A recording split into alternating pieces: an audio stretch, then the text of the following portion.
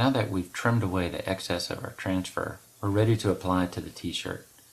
The ink side is facing you. Turn it over to expose the green line that we used in printing. This ensures that the ink is actually applied to the t-shirt and not the iron. Smooth the t-shirt out to remove any wrinkles.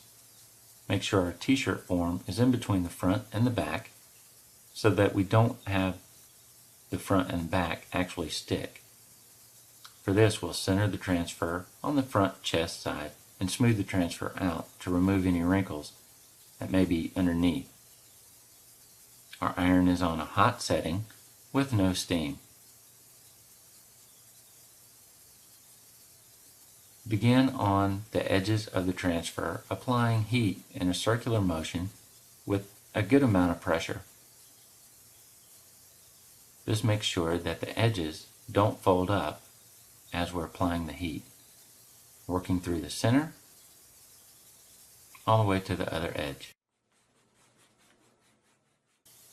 We'll continue applying heat, moving back and forth across the transfer with firm pressure, making sure that we're applying the heat to the edges of the transfer and through the center.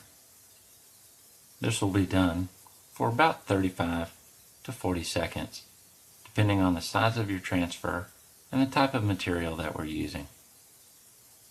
Applying constant, even heat across the transfer ensures that our transfer will stay on our shirt. Now that we're finished, we'll let this cool for about 2 to 3 minutes.